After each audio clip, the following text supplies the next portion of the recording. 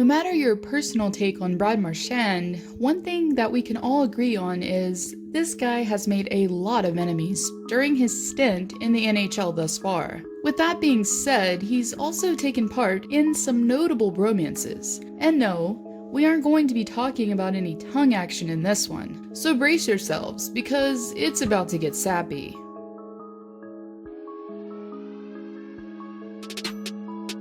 Besides scoring the same amount of points while finishing out at an even 100, these two have a lot in common. Both forwards grew up in Nova Scotia, roughly 12 miles apart, with Marchand growing up in Halifax and Crosby in Cole Harbour. Played for the same AAA midget team, the Dartmouth Subways, before being drafted into the QMJHL, and from there, drafted into the NHL. But most importantly, both have represented their country, side by side, while playing for Team Canada during the 2016 World Cup. The pair had instant chemistry, alongside Patrice Bergeron, and Crosby himself even acknowledged the fact that he enjoys playing with the little ball of hate. He's got to play on the edge. He's a guy that nobody wants to play against, but you want to have on your team, Crosby says. Marchand also reciprocated the immense respect by saying he's obviously an incredible player, and he's very easy to play with. Besides playing professionally together, the pair alongside fellow Nova Scotia native Nathan MacKinnon have been skating together for years during the off-season.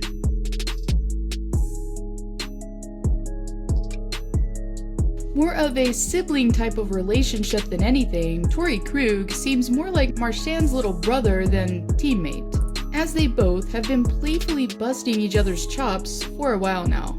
Even before Twitter became what it is today, these two were still finding ways to roast one another among social media, and since, observing their online feeds have become entertainingly comical for NHL fans all around. From Krug unveiling Marchand's quote-unquote angry elf pills to Marchand constantly reminding the defenseman of his shorter stature, the mutual rips seem to have no end.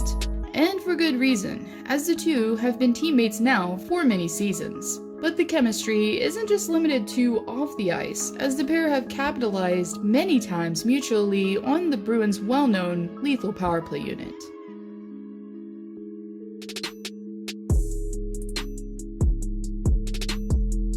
What do you get when you combine two team pests that play for rival squads? Well, at least in this case, you get the complete opposite of the expected.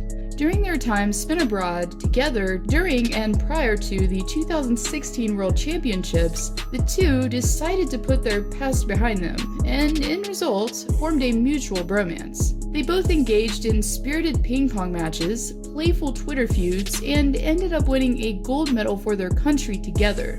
I never met Marchie before the tournament, Gallagher says. We walked in that first day in Prague and our stalls were right beside each other. We were kind of forced to talk, and we got along great.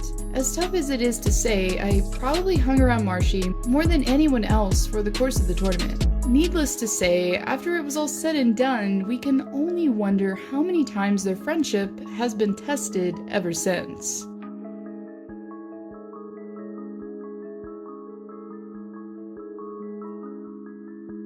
There's obviously one special person that I have in my heart all the time, and I think that's pretty clear. It's Bergie. So if we can find a little something special for him, then we will. That's it symbolizes both of us, right? He's the marshmallow and I'm the chocolate. One of the fellow remaining teammates that were once part of the 2011 Stanley Cup team, Bergeron has spent many seasons playing alongside number 63 for almost a decade. And it's been during that time that the little bowl of hate has developed a fondness for his line mates. And besides just winning a cup together, the pair has also shared the experience of winning gold for their country back in 2016. A few notably sweet moments between the two include their exchanging of Valentine's Day gifts, I love yous during Bergeron's 1000th game, and rapping together to the classic Black and Yellow during the Stanley Cup parade.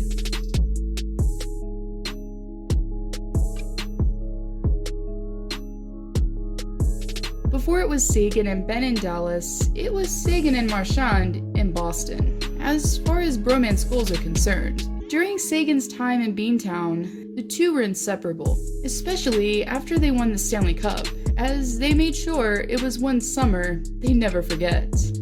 $156,000 later. Anyways, the two even cemented their bond by getting matching tattoos commemorating their championship team. And even though they're often over 8,000 miles apart today, the duo still has found time to catch up and stay in touch. And were even shown laughing it up while versing each other last year during the World Gaming Championships. There's no doubt that Bryler will continue on in the hearts of many fans, but most importantly, between Brad and Tyler themselves.